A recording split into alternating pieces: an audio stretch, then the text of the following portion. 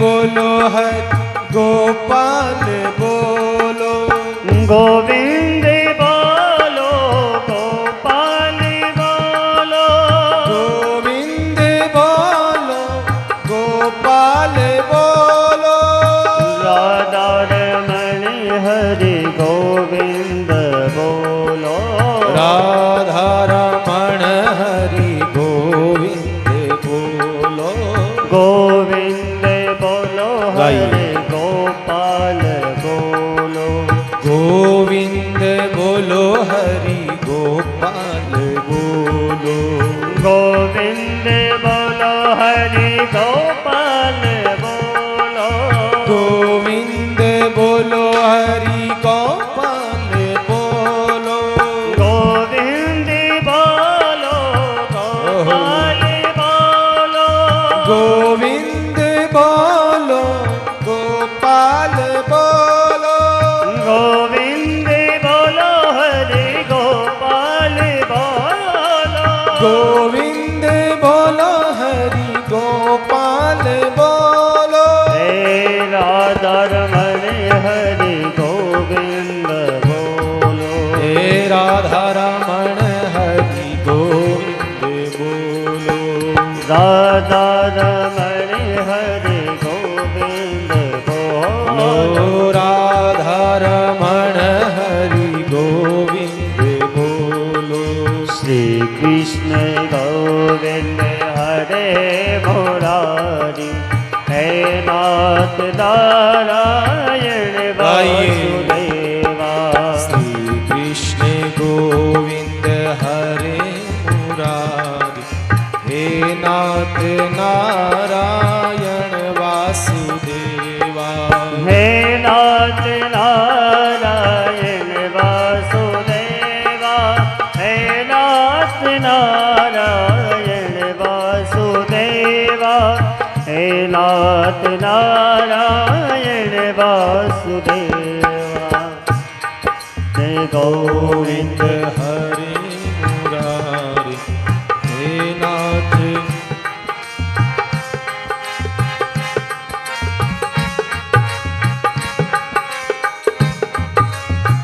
हे कृष्णा कृष्णा कृष्णा कृष्णा कृष्णा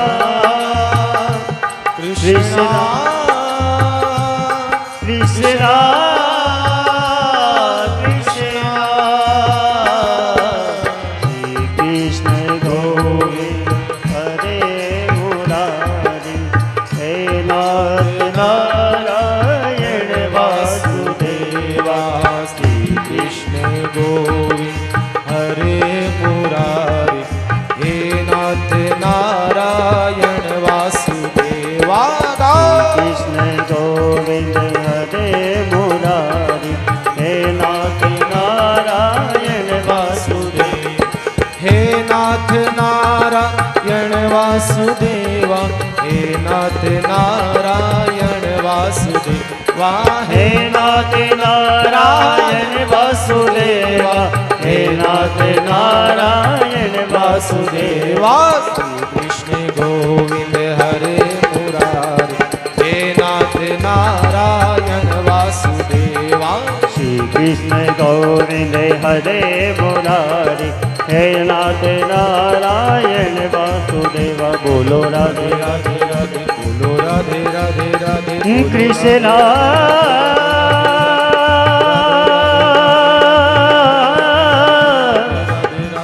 हरे कृष्णा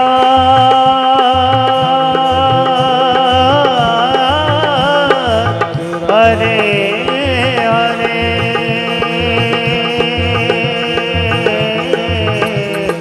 हरे हरे कृष्ण गोविंद हरे मुरारी। हे नाथ नारायण वासुदेवा। श्री कृष्ण गोविंद हरे मुरारी। हे नाथ नारायण वासुदेवा। हे नाथ नारायण वासुदेवा।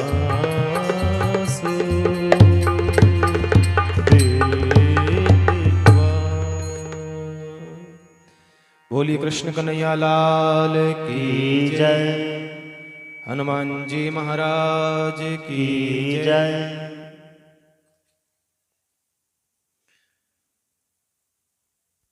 प्रेम से बोलो राम जी राम।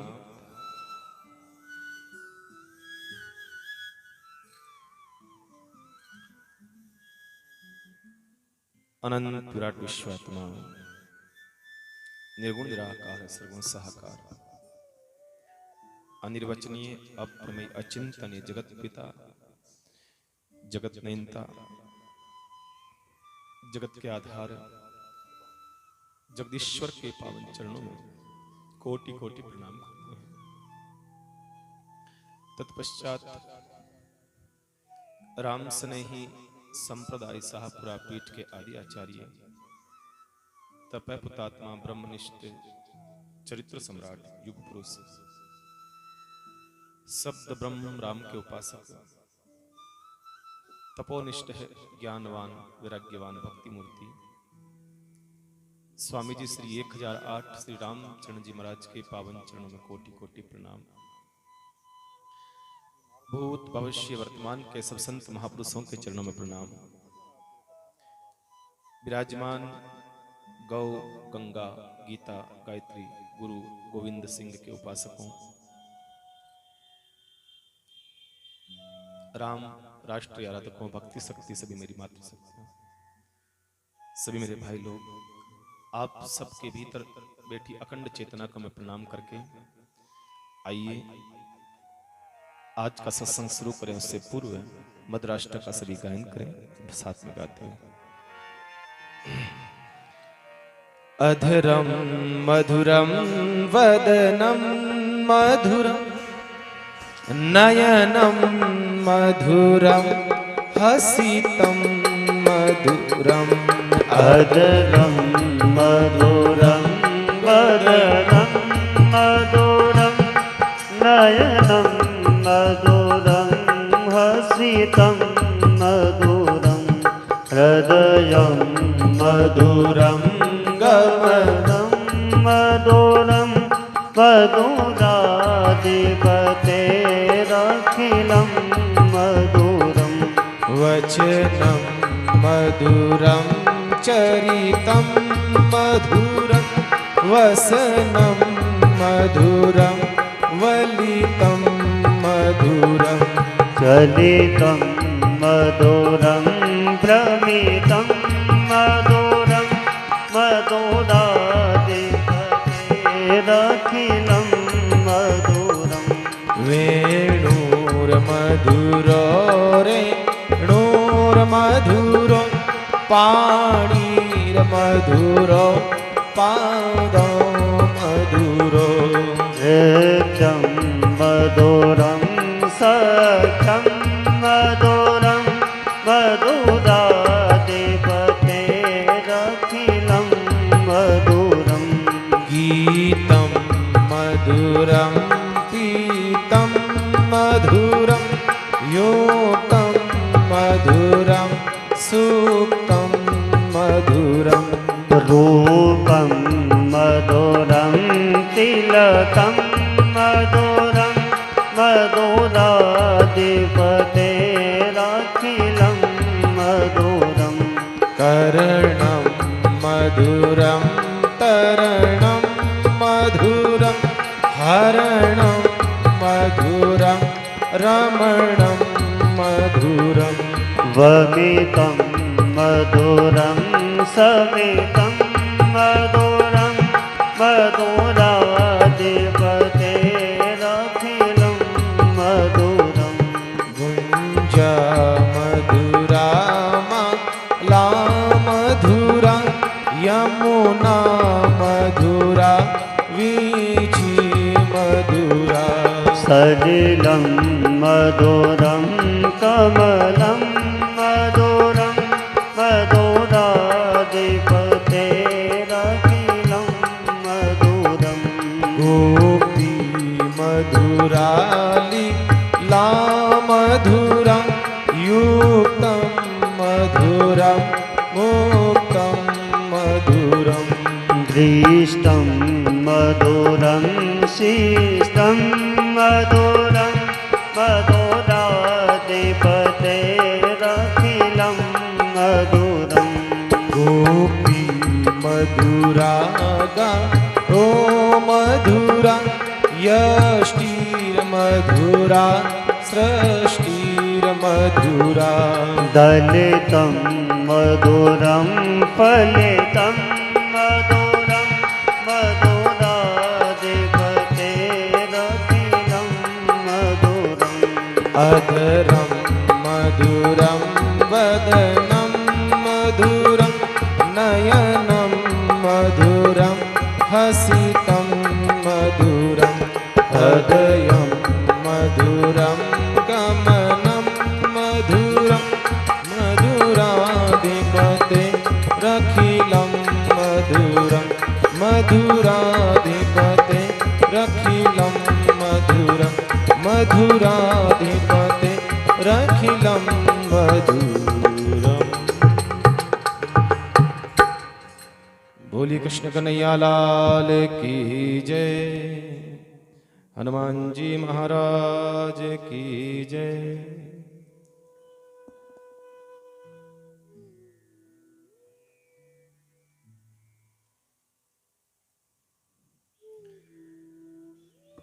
आइए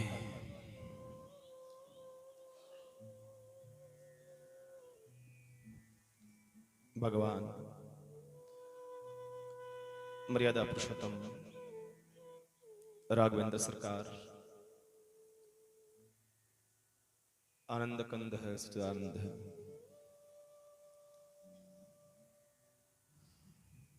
भगवान राम के जीवन पर का वो रामचरित्र और उसमें भगवान का बड़ा ही प्यारा भाई भरत जी का चरित्र, जिस भरत चरित्र को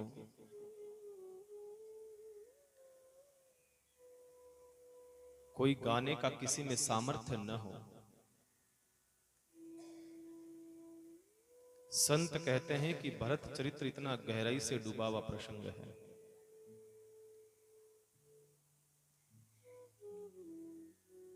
रामचरित्र मानस सुनते सुनते हमें इतने महीने हो जाएंगे, लेकिन किसी भी पात्र को हमने इतना विस्तार से नहीं सुना, क्योंकि सभी पात्रों की जो कथा है सीमित है।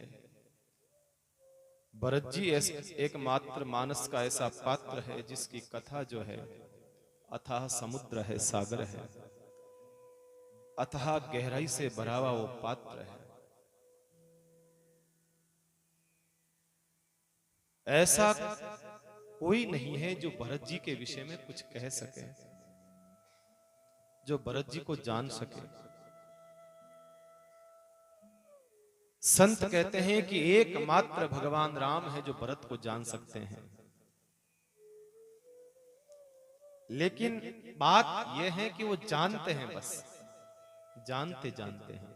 अगर भगवान राम से कह दिया जाए आप जरा व्यास पीठ पर बैठ करके भरत के विषय में अपना चिंतन रखिएगा,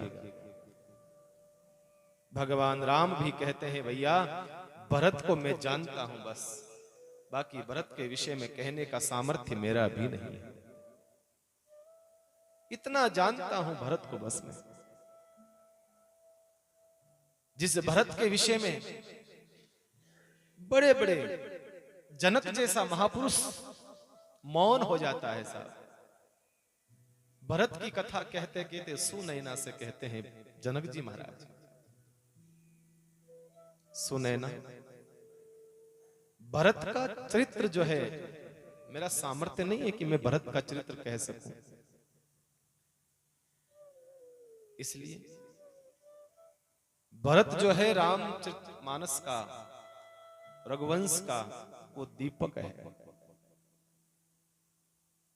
और भगवान जो है राम वो रघुवंश की मणि है।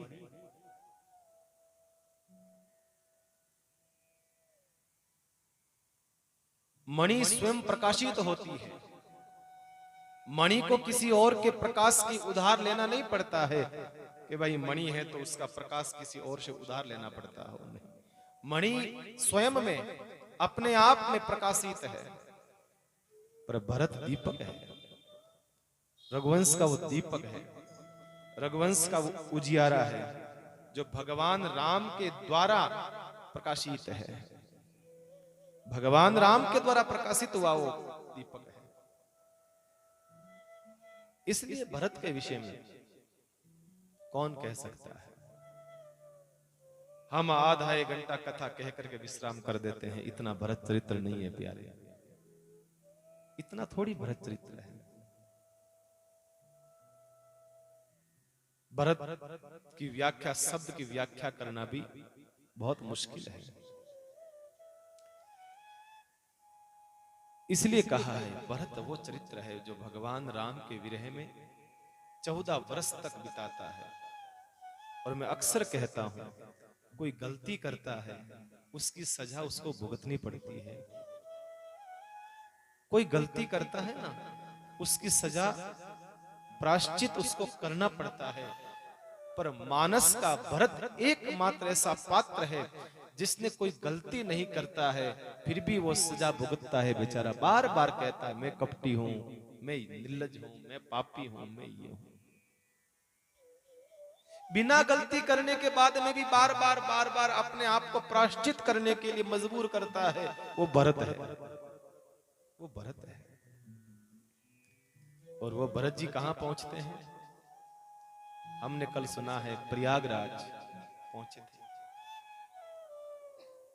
प्रयागराज वो स्थान है जहां त्रिवेणी संगम होता है।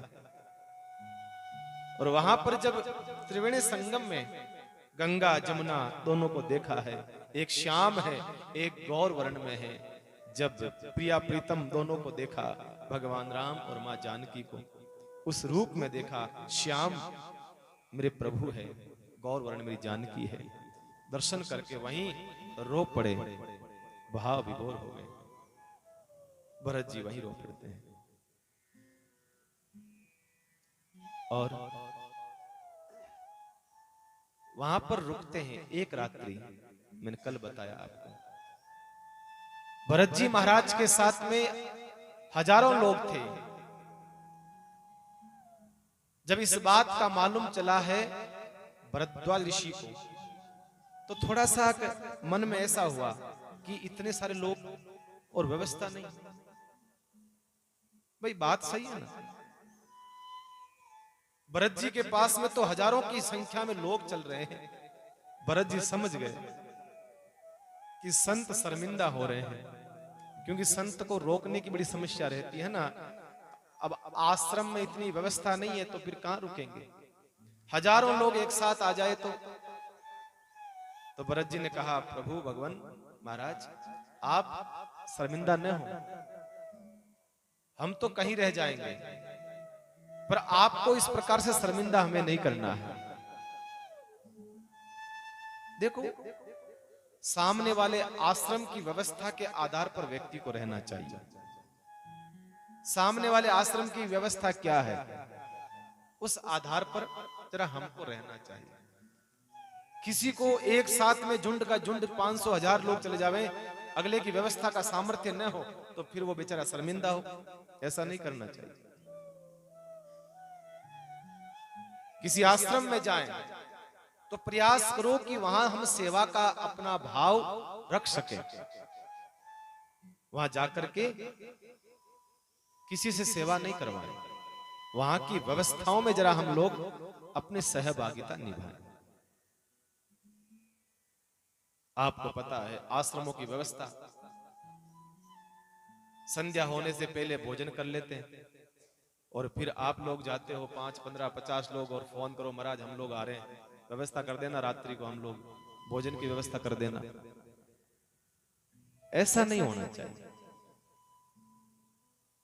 आपको जाना ही है तो आश्रम की रूपरेखा, आश्रम का समय, आश्रम का टाइम है, उसकी व्यवस्था सब देख करके आपको जाना चाहिए। मैं अक्सर कहता हूं,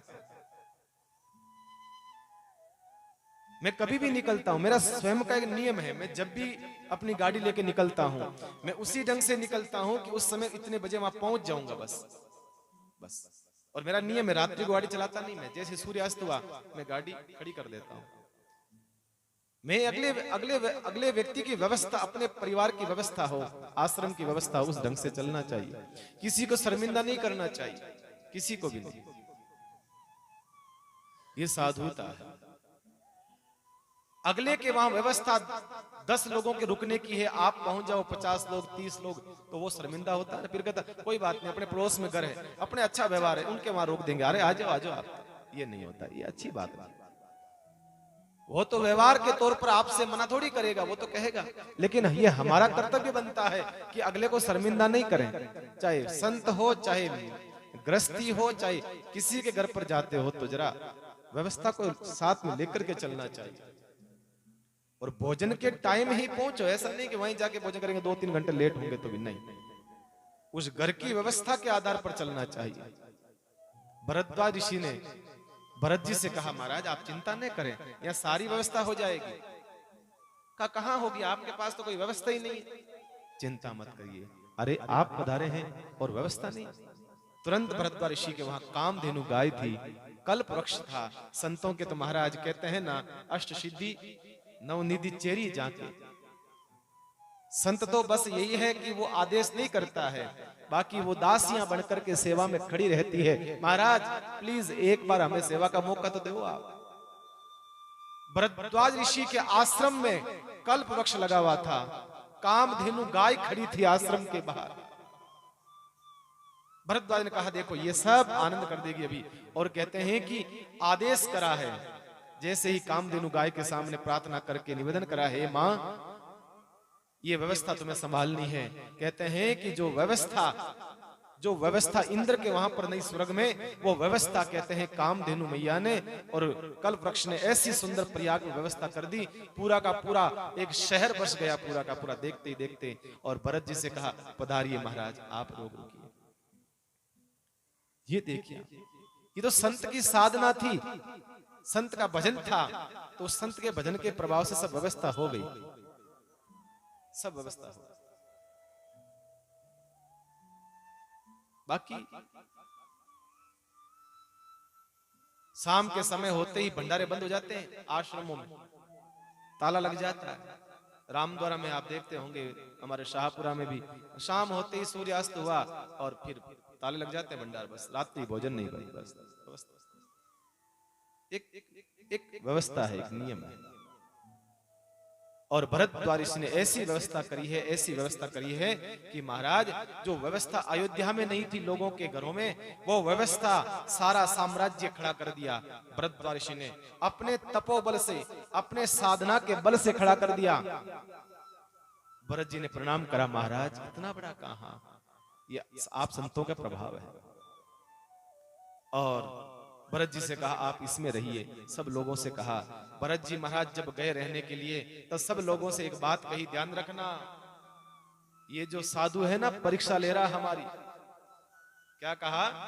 ये साधु हमारी परीक्षा ले रहा है। तुम लोग ये सब देख करके कहीं ऐसा तो न हो जाए, कहीं इसके प्रलोभन में फंस जाओ, ये व्यवस्थाओं के चकाचौंध में आ मत जाना।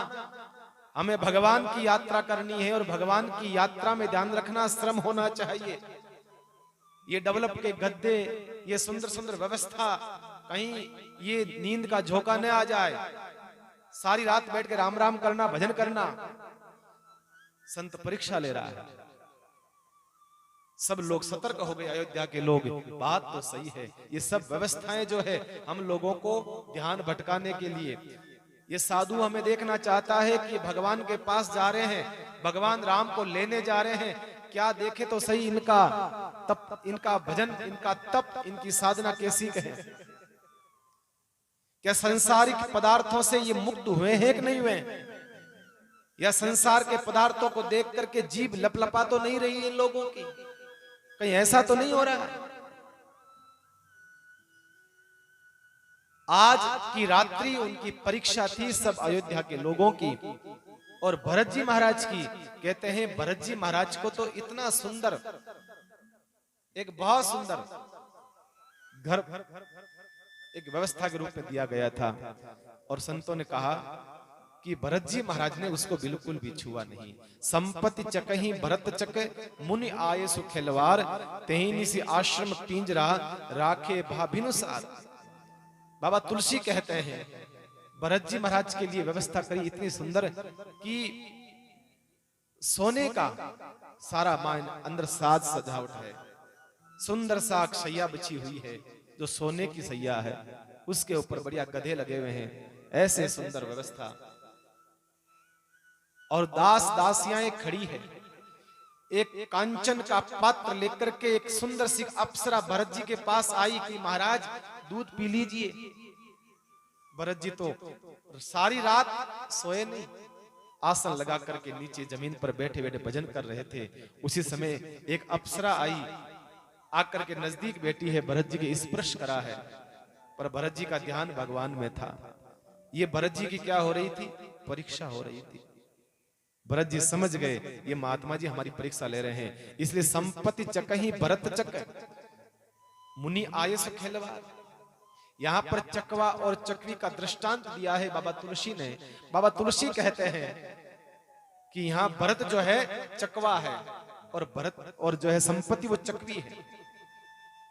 चकवा और चकवी जो होते हैं रात्रि के समय मिलते हैं, दिन को दूर दूर रह जाते हैं। उनको ऐसा श्राप है कि चकवा और चकवी जो होते हैं सूर्य उदय होने के बाद में दोनों मिल नहीं सकते हैं, सूर्य अस्त होने के बाद में ही वो दोनों मिलते हैं, अपना प्रेम भाव प्रकट करते हैं। और जैसे सूर्य उदय हुआ, नदी के इस किनारे चकवा और नदी के इस किनारे चकवी चली जाएगी, दिन भर मर जाएंगे लेकिन मिलना नहीं होगा उनका, रात्रि के समय मिलते हैं। आज यही स्थिति है, आज वो रात्रि है, चकवा चकवी वाली रात्रि। भरत जी महाराज जो है चकवा है और संपत्ति है चकवी, और यहां पर जो है कि पिंजरा है, तेहिनी से आश्रम पिंजरा, वो आश्रम रूपी पिंजरा है। अब महाराज सब साधु जो है वो देखने वाले लोग हैं, वो साधु जो है खेल खिलाने वाले वो लोग हैं, सब देख रहे हैं। सारी रात देखते हैं कि भरत इस संपत्ति से कितना लगाव लगाता है। ये प्रलोभन है, संसार सदैव आपको बार बार प्रलोभन देती रहेगी। प्रलोभन, जब भी आप भक्ति के रास्ते पर जाओगे, सत्य की राह पर जाओगे, तो लोग आपको प्रलोभन दिखा करके आपको बिठाना पसंद करेगी। अरे अरे साहब बैठ जाओ, अरे आप तो बड़े महान हो, आप तो ऐसे हो वैसे हो। या तो प्रशंसा के शब्दों से या और कुछ पदार्थों से आपको रास्ता भटकाने का प्रयास किया जाएगा। अगर आप अपने मूल सिद्धांत पर कायम है तो आपका कोई बाल बांका नहीं कर पाएगा। भरत जी महाराज सारी रात भजन में बैठे रहे, लेकिन वो सोने का पात्र, सैया या और जितने सकल साधन थे उनको छुआ तक नहीं। भरत जी महाराज ने कहते हैं इतनी भरत जी महाराज की भगवान के प्रति श्रद्धा और निष्ठा थी। महाराज इतनी निष्ठा, ऐसा भरत जी महाराज की कृपा देखिए, भगवान की कृपा। इसलिए मैं कहता हूं भरत चरित्र का दर्शन करना चाहिए, ऐसे भरत चरित्र का दर्शन होना चाहिए। देखो चरित्र किसे कहते हैं? चरित्र वो होता है जो करके दिखाया जाता है, तेरा फर्क है। चरित्र वो है जो करके दिखाया जाता है। ये रामचरितमानस जो है ये सिर्फ उपदेश नहीं है, ये रामचरितमानस का हर एक पात्र जो है ये सिर्फ उपदेश के लिए नहीं है। ये एक एक पात्र, मानस का एक एक व्यक्ति चरित्र का वाला व्यक्ति है, दिखाया गया है। महाराज एक राजा कैसा होना चाहिए, प्रजा कैसी होनी चाहिए, सचिव कैसा होना चाहिए, ये लोग कैसे होने चाहिए, एक एक करके दिखाया गया है। महाराज यहाँ भरत जी महाराज जो है ऐसा ही एक मानस का वो पात्र है। भरत जी महाराज, बाबा तुलसी कहते हैं कीन निमज्जनु तीरथ राजा नाय मुनि सिरु सहित समाजा, कीन निमज्ज तीरथ राजा। नाय मुनि सिर सहित समाजा, ऋषि आयसु आशीष सिरधारी। करी दंडवत बिन बहु ये बारी। श्री राम जय जय राम। श्री राम जय जय राम। श्री राम जय जय राम। श्री राम जय जय राम। श्री राम जय जय राम। श्री राम जय जय राम। श्री राम जय जय राम।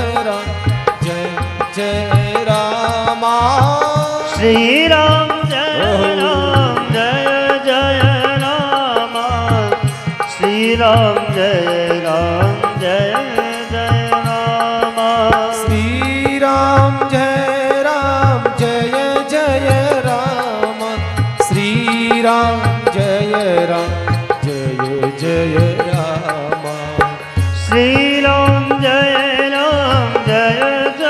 राम।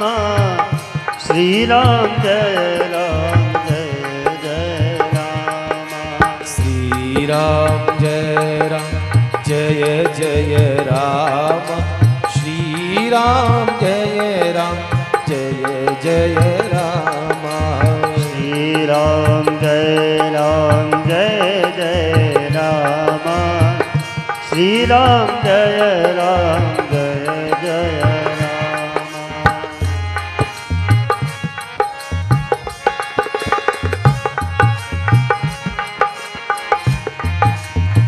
रघुपति राघव राजा राम। पतित पावन सीताराम। रघुपति राजा राम।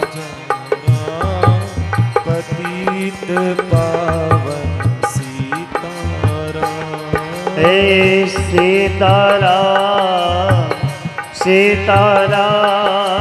भज प्यारे मन सीताराम। सीताराम सीताराम। भज मन प्यारे राधा राम। ऐ सीताराम सीताराम। भज मन प्यारे राधे श्याम।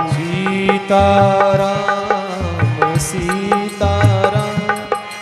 भज मन प्यारे राधे श्याम। हे रघुपति राघव राजा राम। पतित पावन सीताराम। हे पतित पावन सीताराम। ऐसा भरत का पावन चरित्र जो है महाराज, जो चरित्र है सिर्फ ज्ञान नहीं है जो करके दिखाया जाता है।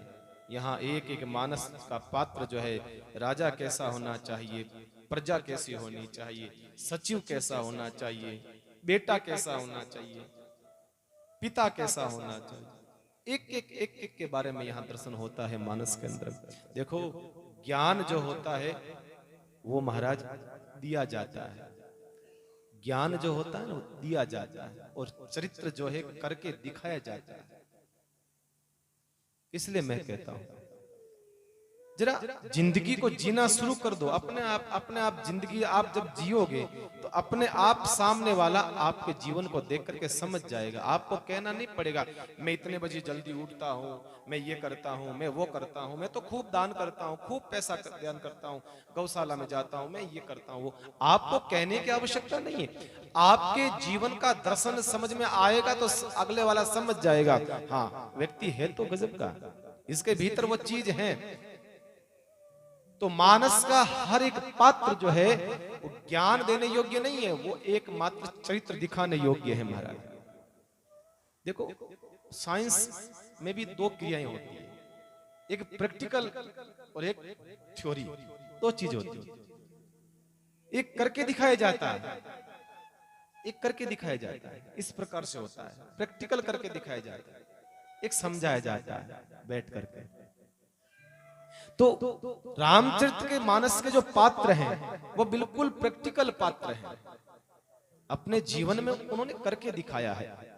एक एक पात्र जो है अपना दर्शन कराता है।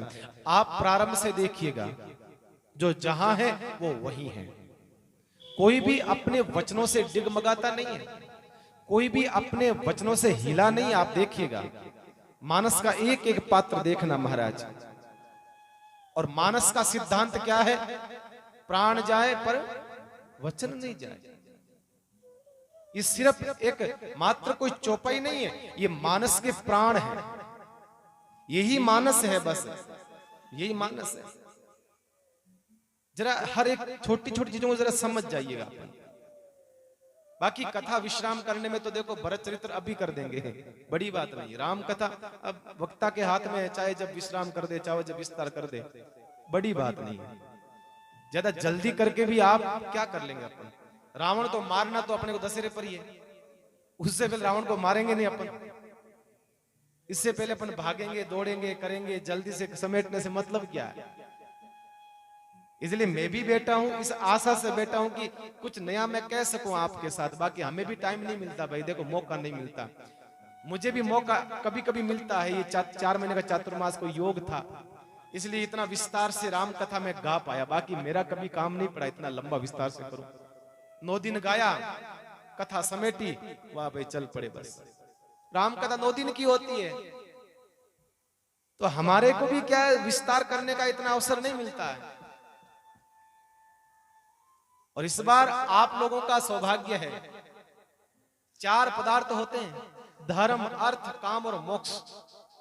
और इस बार चतुर्मास के 4 महीने हैं, लावा ले लूटो मारा,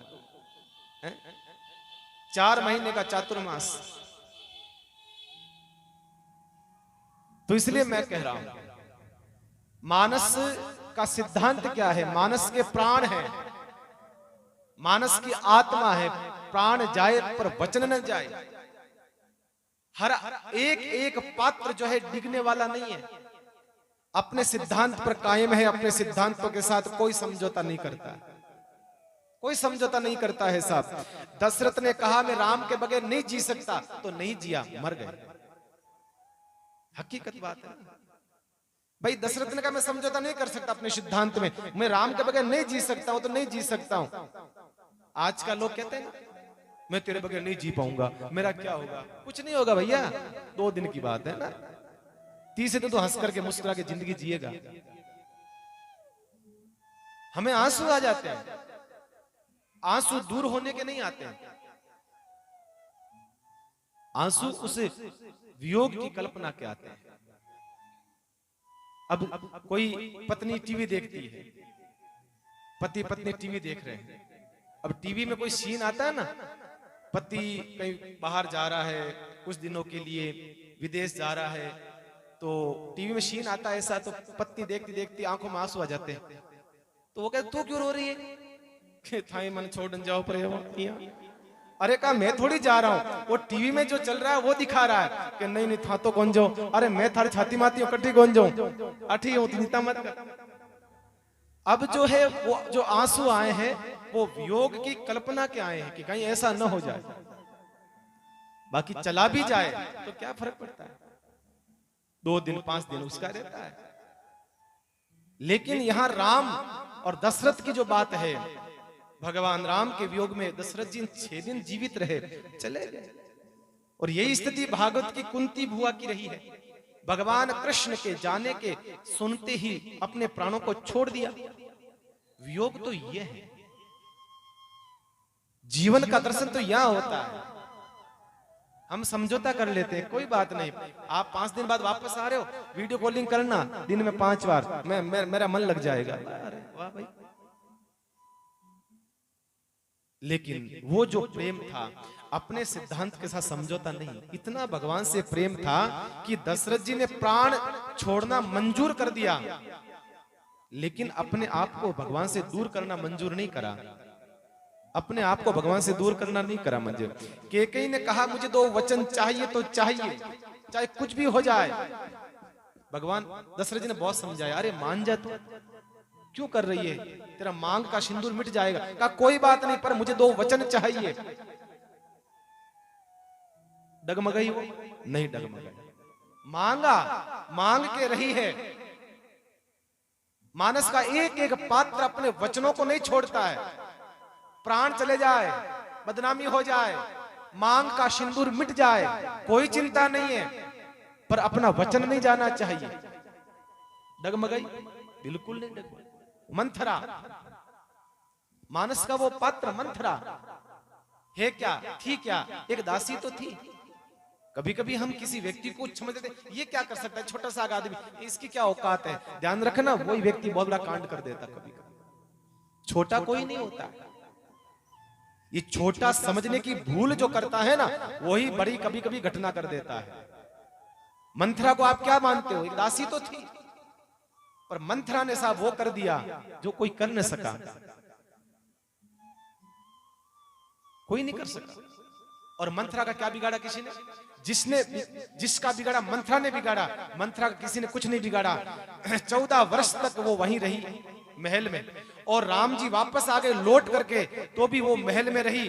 और उसका महल अच्छा बनवा दिया गया, बढ़िया पुताई उताई पुट्टी उट्टी करवा करके बढ़िया शानदार करवा दिया। आराम से दूर रहे, अच्छा करवा दिया उसको। ध्यान रखना, एक बार आपके भीतर बुराई घुस गई ना, फिर बाहर निकलने वाली नहीं है। भगवान राम के महलों से बाहर नहीं निकली वो महाराज, भगवान के महलों से नहीं निकाल पाए भगवान। एक बार कुबुद्धि भीतर घुस गई, फिर निकलना बहुत मुश्किल हो जाता है। तो मैं निवेदन कर रहा था कि एक एक पात्र जो है अपने सिद्धांतों के साथ समझौता नहीं करता है। मुझे चाहिए तो चाहिए। जब मंथरा आई सिखाने लगी, थप्पड़ भी मारा था कैकेयी ने, धक्का भी दिया था, पर वो डगमगाई नहीं थी। उसको विश्वास था कि मैं कैकेयी को मना लूंगी, और वो खरी उतरी। तो ध्यान रखना, भरत को कितनी कोशिश करी राजा बनाने की, बहुत कोशिश करी गई, पर भरत राजा नहीं बने, डगमगाए नहीं, बिल्कुल नहीं। नहीं आगे सुनते हो आप? केवट से राम ने कितनी गर्जें करी, बहुत गर्जें करी, भैया हमें पार लगा दो ना। पर केवट नहीं, क्या करूंगा, पहले चरण धोऊंगा। केवट बिल्कुल डगमगाया नहीं, केवट हिला ही नहीं महाराज। केवट ने कह दिया भगवान से कि मैं आपके चरण धोए बगैर मैं आपको पार नहीं लगाऊंगा, चाहे कुछ भी कर लो, आप कुछ भी कर लो। और आप जानते हो, चित्रकूट राम को लेने के लिए भरत जी महाराज गए, तो भरत जी महाराज के साथ भगवान राम ने कहा नहीं, मैं नहीं चलूंगा। भगवान भी डगमगाए नहीं। अशोक वाटिका में रावण ने कितना प्रयास करा है मां जानकी को प्रलोभन देने का, लेकिन डगमगाई नहीं कहीं पर भी महाराज। ध्यान रखना, हमारी वाणी जो है पातिव्रत्य वाली होनी चाहिए। हमारी वाणी जो है डगमगाने वाली वाणी नहीं होनी चाहिए। पातिव्रत्य धर्म जिस प्रकार से एक स्त्री का होता है, कोई इसका मन डगमगा नहीं सकता है, इसी प्रकार से हमारी वाणी डगमगाने वाली नहीं होनी चाहिए, झूलने वाली नहीं होनी चाहिए, तटस्थता होनी चाहिए। एक बार जो कह दिया, अब भले ही हमारे भीतर से प्राण चले जाए, पर हमारी वाणी महाराज झूठी नहीं पड़ जाती। आज आदमी सुबह वचन देता है, शाम को मना कर देता है। सुबह वचन देता है, शाम को साहब क्षमा करना, हमसे नहीं हो पाएगा। ध्यान रखना, मानस का हर एक पात्र जो है वो महाराज वाणी की सम्मान करने वाला था। महाराज भरत के जीवन का दर्शन इसलिए कहते हैं कि भक्ति के रास्ते पर कठिनाइयां बहुत आती है, बहुत। भरत जी की कितनी कठिनाई आई, आप क्या मानते हो महाराज, कितनी कठिनाई आई? अगर भरत का जन्म नहीं होता तो प्रभु प्रेम के अमृत को कौन निकाल पाता? हम नहीं निकाल पाते महाराज। भरत की यात्रा में कितनी कठिनाई आई है, लेकिन भरत डगमगाए नहीं, बस डगमगाए नहीं। और भरत जी महाराज भजन करते हुए भगवान से कहते हुए जा रहे हैं, हे प्रभु जैसा भी हूं, मन में क्षोभ है, भगवान मुझे अपनाएंगे कि नहीं अपनाएंगे, मैं पापी हूं, मैं कपटी हूं, ये हूं। इसलिए भगवान से बार बार कहते रहो, हे प्रभु, हे नाथ में थारो जी थारो, नाथ में थारो जी थारो, चोखो बुरो कुटिल अरुकामी, जो कुछ हूँ सो थारो रे नाथ में थारो जी थारो रे नाथ में थारो जी थारो, चोखो बुरो कुटिल अरुकामी, जो कुछ हूँ सो थारो रे नाथ में थारो जी थारो, नाथ में थारो जी थारो, चोखो बुरो कुटिल अरुकामी, जो कुछ हूँ सो थारो रे नाथ में थारो जी।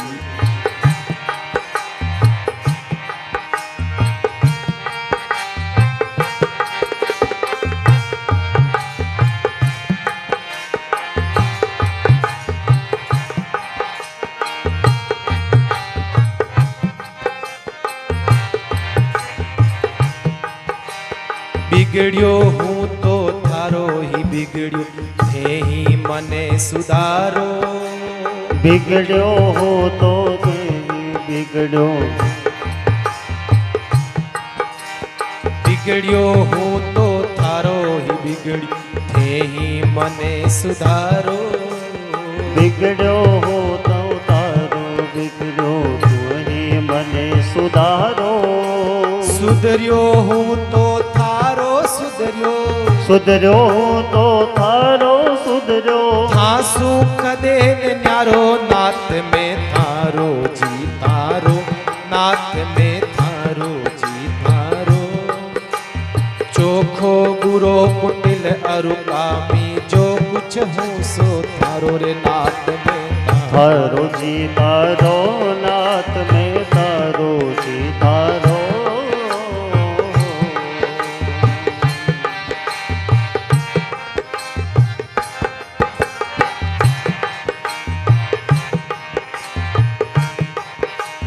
बुरो बुरो में बहुत बुरो, आखिर टाबर थारो, बुरो बुरो में आखिर बुरो, ताबर हूँ मैं थारो, बुरो बुरो में बहुत बुरो, आखिर टाबर थारो, बुरो बुरो में बहुत बुरो हूँ, ताबर हूँ मैं थारो, बुरो कहा कर मैं रह जासू, बुरो कहा कर मेरे जासू, बुरो कहा कर मैं रह जासू, बुरो कहा कर मेरे जासू, नाम लाज सी थारो रे भाई, नाम लाज सी थारो रे नाथ में थारो जी थारो, नाथ में थारो जी थारो, चोखो बुरो कुटिल अरुकाम, जो कुछ हूँ सो थारो रे नाथ में थारो जी थारो।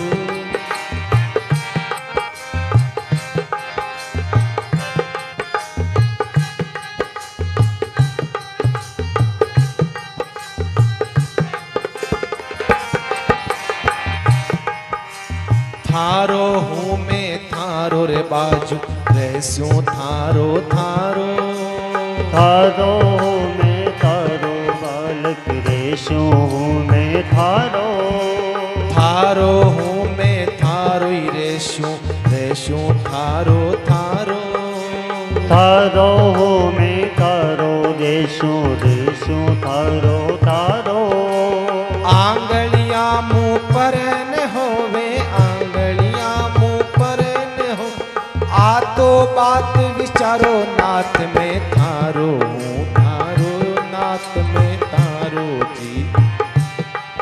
हे जो थारो बुरो कुटिल अरुकामी, जो कुछ हूँ सो थारो रे नाथ में थारो जी। अरे थारो रे थारो तारो तारो तारो तारो तारो रे तारो, नाथ में तारो ही तारो,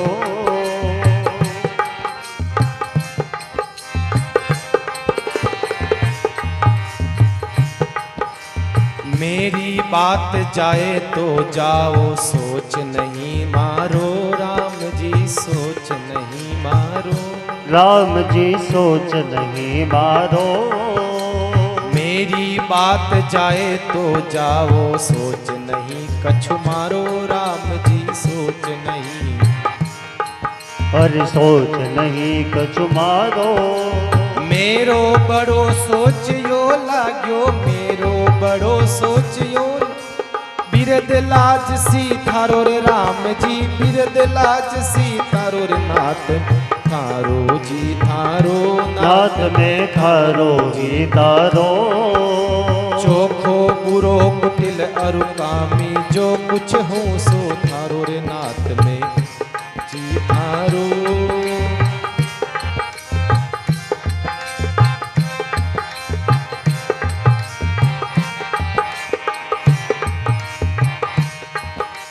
जचे जिस तरह करो नाथ, अब मारो या चाहे तारो। जचे जिस तरह रखो नाथ, चाहे मारो या चाहे तारो। जांग उगड़िया लाजा मरेगा, जांग उगड़िया लाजा मरेगा। ऊंडी बात विचारो नाथ में थारो जी थारो, नाथ में थारो जी थारो। चोखो बुरो कुटिल अरु कामी, जो कुछ हो सो थारो रे नाथ, थारो रे थारो, नाथ में थारो ही तारो। चोखो बुरो कुटिल अरु कामी, जो कुछ हो सो थारो। चोखो बुरो कुटिल अरु कामी, जो कुछ हो सो थारो रे नाथ, थारो जी थारो, नाथ में थारो जी थारो। अरे थारो ही तारो, नाथ में थारो ही थारो। अरे चोखो बुरो कुटिल अरु कामी, जो कुछ हो सो थारो रे नाथ में थारो जी थारो।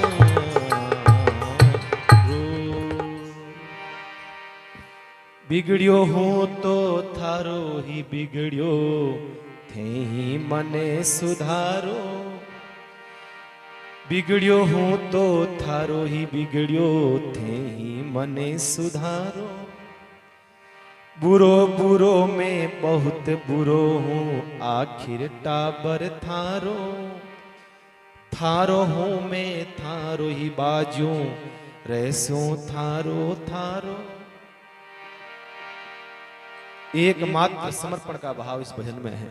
कैसा भी हूं मैं, पापी हूं चाहे कपटी हूं। जचे जिस तरह करो नाथ, अब चाहे मारो या चारो तारो। जांग उगड़ियां लाजा मरेगा। और महाराज ऊंडी बात विचारो। देखो महाराज, अगर मेरा उद्धार नहीं हुआ तो महाराज लोग मेरे को नहीं हंसेंगे, आपको हंसेंगे कि देखो भाई भगवान का भक्त था, भगवान की भजन करता था, फिर भी महाराज ये देखो ये नरक में चला गया। तो मुझे मेरी चिंता नहीं है, मुझे चिंता आपकी है, कहीं आपका नाम बदनाम न हो जाए। आपका नाम पग पग पर भरत जी के जीवन में संकट आए हैं महाराज। देखिए आप इस रास्ते पर जब निकलते हैं तो देखिए आप भरत जी महाराज के परिवार विमुख हो जाता है।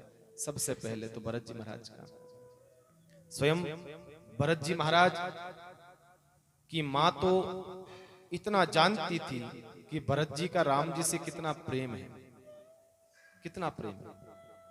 भक्ति के अंदर बाधक देखिए आप, भरत जी की मां जानती थी कि भरत जी का राम के प्रति अगाध प्रेम है, लेकिन फिर भी ऐसा कार्य करा है, भरत से राम को दूर करा है महाराज।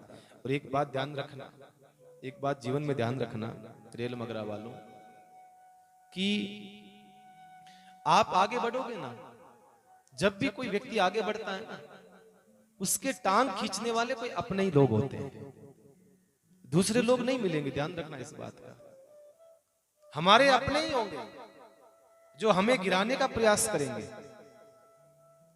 दूसरे को तो पता ही नहीं है कि आपकी जिंदगी में क्या चल रहा है साहब, आपकी लाइफ में क्या चल रहा है, आप क्या प्लानिंग कर रहे हो, आप क्या प्लानिंग नहीं कर रहे हो।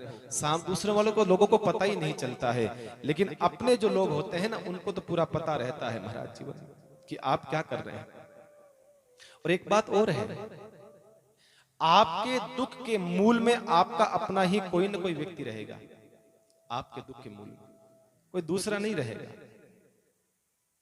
एक बात बताइएगा, मीरा को जहर किसने दिया? किसी पड़ोसी ने दिया, किसी लोगों ने आकर के दिया। मीरा को जहर किसने दिया? मीरा के अपने ही लोग थे मीरा को जहर देने वाले।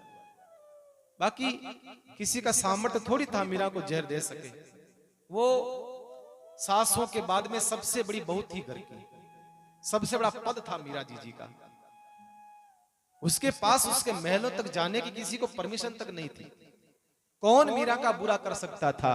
कौन मीरा का बाल बांका कर सकता था? मूल में कोई हमारा अपना ही होता है जहर देने वाला, हमारा अपने लोग। तो ध्यान रखना। और दूसरी बात है कि आदमी कितना भी ताकतवर क्यों न हो, आदमी कितना भी बड़ा मजबूत योद्धा क्यों न हो, लेकिन वो अपनों के सामने हार जाता है। समाज के बीच में ऊंचा मुंह करके सर उठाकर कुछ भी बात कह सकता है, बड़े दावे के साथ कह सकता है, लेकिन वही ताकतवर व्यक्ति अपनों से हार जाता है, अपने परिवार से हार जाता है, अपने बेटों से हार जाता है, अपने पोतों से हार जाता है, अपने परिवार के लोगों से हार जाता है। महाराज कितना भी आदमी ताकतवर क्यों ना। और अक्सर मैंने देखा है, बड़े करीब से देखा है, लोगों की आंखों में आंसू जो होते हैं ना, किसी पड़ोसी की कारण से नहीं होते, अपने ही परिवार के कारण से उनकी आंखों में आंसू होते हैं। किसी पड़ोसी के दुख से दुखी होकर के किसी की आंख में आंसू नहीं आते। आदमी जब भी रोता है उसका हृदय द्रवित होता है, अपनों के दुख से दुखी होकर के उसकी आंख में आंसू आते मर रो जाता है। एक बात बताइए आप, दशरथ को आप कम मानते हो, जो राम का पिता है, ब्रह्म का पिता है। दशरथ जो इंद्र के बराबर की ताकत रखता हो, जो इंद्र दशरथ जब जाते थे स्वर्ग लोक शरीर, इंद्र अपना आधा सिंहासन दशरथ जी को देता था, महाराज आप बैठिए, वो ताकत थी दशरथ जी महाराज की। लेकिन उस दशरथ जो है अपनी पत्नी कैकेयी को नहीं समझा पाए, टूट गए, अपनी पत्नी को नहीं समझा पाए। और जिस दशरथ को लेकर के इंद्र युद्ध करता था, अपने साथ में रखता था, अपनी ताकत के साथ में, इसकी दशरथ की इतनी ताकत थी, कहते हैं महाराज वो अपने से हार गए, अपने से टूट गए। और सुग्रीव को क्या मानते हो आप? जो सुग्रीव धरती का सबसे बड़ा ताकतवर आदमी रावण, उस धरती पर सबसे बड़ा ताकतवर आदमी रावण को मानते थे उस जमाने में। रावण के सामने अपनी सेना को तैयार करके रावण से मुकाबला करने के लिए निकल गया वो सुग्रीव। लेकिन अपने भाई बाली से वो हार गया, अपने भाई बाली से वो हार गया, अपनों के सामने वो मुकाबला नहीं कर सका महाराज। और जो कृष्ण, जो कंस को मार सकता है, जो कृष्ण महाभारत के युद्ध, महाभारत के उस समुद्र जैसे विराट उस महाभारत के युद्ध को जीतने का सामर्थ्य रख सकता है, जो कृष्ण चाहे जो कर सकता है, किसको मारना अर्जुन, उसको मार, इसको मार, उसको मार, सब करवा सकता है अपनी वाणी के दम पर। जो कृष्ण, जिस कृष्ण के द्वारा महाराज लोग घबराते थे, डरते थे, जो कृष्ण 100 गाली देने पर शिशुपाल का शीश काट सकता है, वही कृष्ण जब अंतिम समय आता है कृष्ण का, अपने ही परिवार वाले उसको, लोगों को, अपने परिवार के लोग कृष्ण को मारने के लिए भागते हैं, गालियां निकालते हैं कृष्ण को, कृष्ण टूट गया। भगवान कृष्ण के साथ जब अंतिम समय आया भगवान का, तो भगवान के 56 करोड़ यादव भगवान को लेकर बोलने लगे, इसको मारो कन्हैया को, बलराम जी को मार दो, कन्हैया को मार दो, ये कर दो, वो कर दो, ये तो ऐसा है, ये वैसा है। कृष्ण भगवान दूर निकल करके आ गए, प्रभा क्षेत्र में बैठ गए और सोचने लगे, वारे समय मेरी आंखों के सामने इनकी उत्पत्ति हुई है और मेरे आंखों के सामने ही इनका विनाश करके जाऊं तो ठीक रहेगा, नहीं तो महाराज पता नहीं कितने लोगों का बुरा करेंगे। आदमी कितना भी ताकतवर क्यों ना हो, ध्यान रखना, अपनों के सामने वो हार जाता है, टूट जाता है। एक बाप दुनिया से लड़ सकता है, पर अपनी ही औलाद उसके सामने हो जाती है ना, तो नीचा मुंह करके बैठना पड़ता है, आंखों में आंसू लाता है। दूसरों के आंसू पोंछने का जो सामर्थ्य रखता है साहब, अपनी औलाद के सामने हार जाता है। ध्यान रखना, इसलिए जरा ध्यान रखिएगा, आदमी को दूसरों से नहीं अपनों से ही नुकसान होता है, दूसरों से थोड़ी होता है। आज यही स्थिति में अपने देश के बारे में कहना चाहूंगा, हमारे भारत के देश के बारे में कहना चाहूंगा। आज भारत देश आप सब जानते हो किस स्थिति से चल रहा है आज।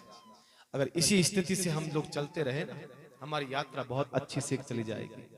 आज समय है, हमें दूसरों से खतरा नहीं है, हमें अपनों से खतरा है। बाकी जो बाहर के देश हैं, आसपास के पड़ोसी देश हैं, उनसे निपटने के लिए हमारी सेना बहुत ताकतवर है। हमारी सेना का सामर्थ्य गजब का है साहब। पूरे विश्व में हमारी सेना आती है तीसरे नंबर पर, दूसरे नंबर पर सेना आती है। इतनी ताकतवर भारत की सेना है। बाहर से देशों के निपटने के लिए हमारी सेना बहुत है। आपको निपटना होगा अपने घर बैठे हुए। महाराज, हमारे घर में गद्दार बैठे ना, उनसे निपटना पड़ेगा। हमें अपनों से निपटना पड़ेगा। पृथ्वीराज चौहान को किसने मरवाया? मूल में कोई हमारा अपना था, उसको मरवाने का। चित्तौड़ के महाराणा सांगा, उनको जहर देने वाला कौन था? आपने सुना है? उनका अपना ही व्यक्ति था, उनको जहर देने वाला। स्वामी रामचंद्र जी महाराज को जहर किसने दिया? मैंने कथा सुनाई आपको, भीलवाड़ा में कथा सुनाई मैंने आपको। स्वामी रामचंद्र जी महाराज के जो प्रमुख शिष्य थे, माहेश्वरी समाज से एकदम खास, रात दिन जो नजदीक बैठते थे, एकदम कट्टर राम से नहीं थे, उस परिवार ने ही श्री महाराज को जहर दिया। ध्यान रखना, आपके दुख में आपका अपना मूल ही हो सकता है साहब। बाकी को पड़ोसी को तो पता ही नहीं आपकी जिंदगी में क्या चल रहा है, आपकी टांग कब खींचनी है, पता ही नहीं होता है, उसको थोड़ी पता है। ध्यान रखना, 500 वर्षों तक राम मंदिर नहीं बनना चाहिए, ये कौन रोक रहा था? ये रोड़ा कौन अटका रहा था? हमारे अपने ही तो थे। केस चल रहा है, चल रहा है, चल रहा है। 500 सालों से कितने लोग मर गए, हमारे कितने बुजुर्ग चले गए, कितने कार सेवक मरे होंगे, कितनी माओं के आंखों के आंसू महाराज सूखे रो रो के। 500 सालों तक कितनी लाशें बही है। उस 500 वर्षों तक राम मंदिर नहीं बनना चाहिए, ये हमारे अपने लोग थे रोकने वाले। जम्मू कश्मीर की धारा 370 का कलंक नहीं हटना चाहिए, ये कौन थे ऐसा करने वाले? हमारे अपने लोग थे, दूसरे लोग थोड़ी थे, हमारे अपने लोग ही तो थे। ये बाधक हमारे अपने लोग थे। और मैं कहता हूं, अगर देशभक्ति देखनी है तो साहब अभी युद्ध चल रहा है, इजराइल का युद्ध चल रहा है। देशभक्ति देखनी है ना, उन लोगों की देखना। उस देश की जनसंख्या है 97,85,000। बड़ा नहीं है वो देश, छोटा सा देश है। इससे तो हमारी 8 गुना जनसंख्या ज्यादा है। 8 करोड़ जनसंख्या राजस्थान की है। इजराइल की जनसंख्या 97,85,000 जनसंख्या है साहब। लेकिन वो इजराइल एक ऐसा देश है जिसके हर युवा बाहर आ गए निकल करके, विपक्ष की पार्टी साथ में आ गई साहब। लड़ते रहेंगे, झगड़ते रहेंगे, चलो अभी तो साथ मिलकर के युद्ध करें, हमारा देश सुरक्षित रहेगा तो हम सुरक्षित रहेंगे, नहीं तो क्या करेंगे महाराज हम लोग।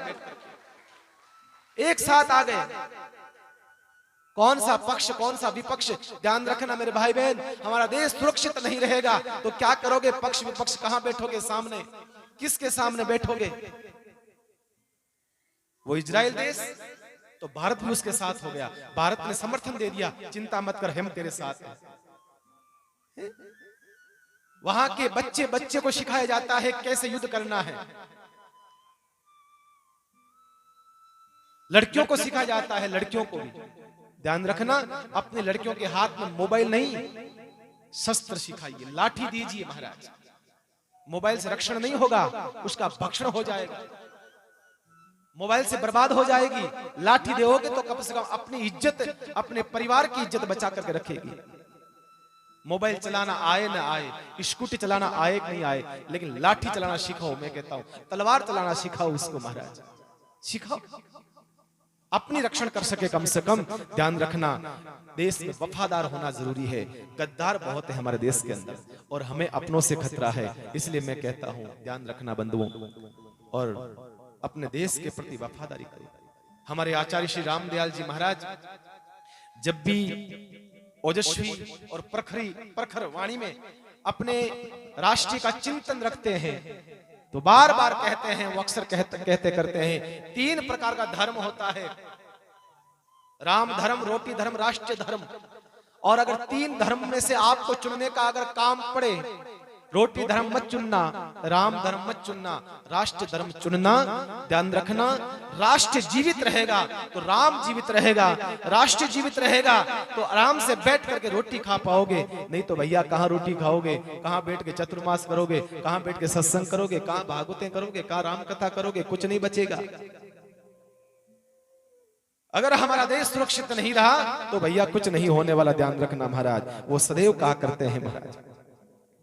इसलिए मैं कहता हूं हमारे पास समय है, हमारे पास वो जागने का समय है, हमारे पास वो अवसर है कि हम लोग अपने देश के प्रति जरा वफादारी रखें, अपने देश के प्रति हमारा कर्तव्य हम लोग समझें।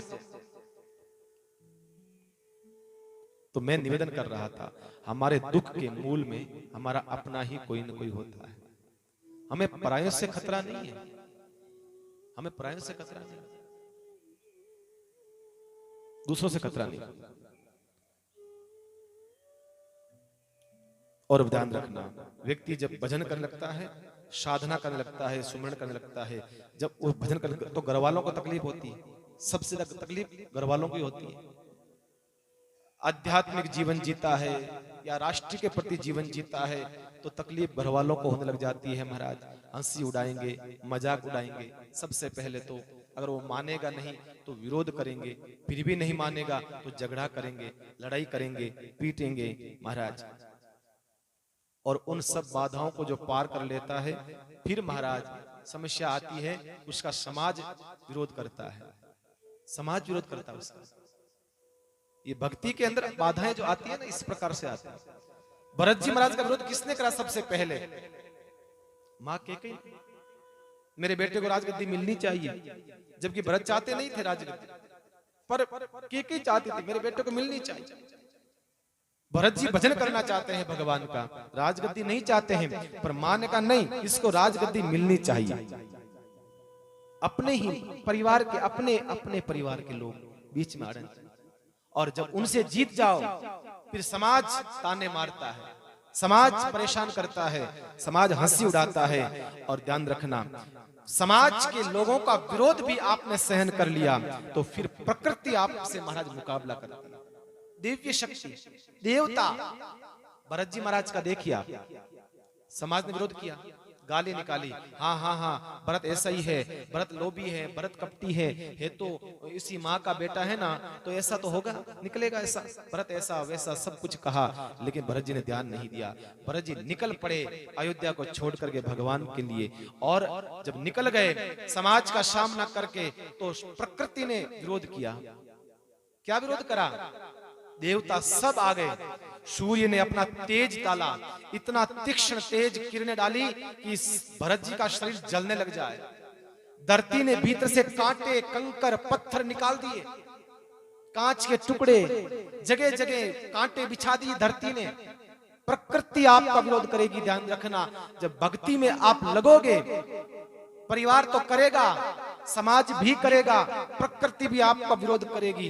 भगवान के वो देवता जो बैठे हैं ना ऊपर, ऊंच निवास नीच करतूती, वो कभी नहीं चाहते हैं कि तुम भगवान का भजन करो। वो चाहते हैं कि हमारा ही यहाँ पर लेटा रहे, चुपचाप पड़ा रहे, सुबह उठ करके हमारा भजन कर, बस भगवान तक नहीं जानना है। प्रकृति विरोध करेगी, वो दिव्य शक्तियां, वो देवता आपका विरोध करेंगे। पर भरत को देखो आप, भरत सब विरोध करते हैं, फिर भी भरत जी महाराज सब शक्तियों को परास्त कर देते हैं। फिर सफलता मिलने के बाद ही शक्तियां आपका जो है विरोध करती है, वो अनुरोध करने लग जाती है।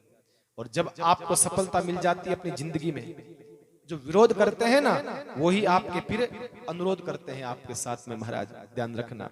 फिर कहते हैं परिवार वाले, समाज के लोग, जब आदमी बड़ा हो जाए, नौकरी लग जाए, प्रणाम करने के लिए आवे समाज के लोगों के बीच में, अरे अरे अरे हम तो खुद चाहते थे भैया तू कब नौकरी लगे, कब हमारा मीठा मुंह करे, हमें तो बहुत चिंता थी, तू कितनी मेहनत करता है रे, हैं?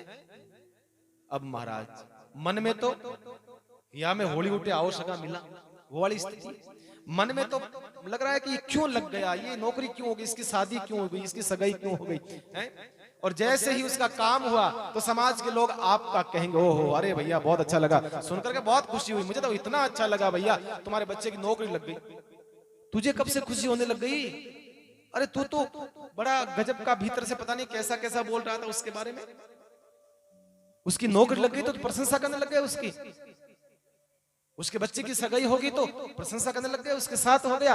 ध्यान रखना ये संसार है, संसार का कभी एतबार मत करना, कभी एतबार मत करना, ये संसार है, चढ़े को भी हंसता है, बैठे को भी हंसता है, सबके लिए हंसता है, यही तो बात।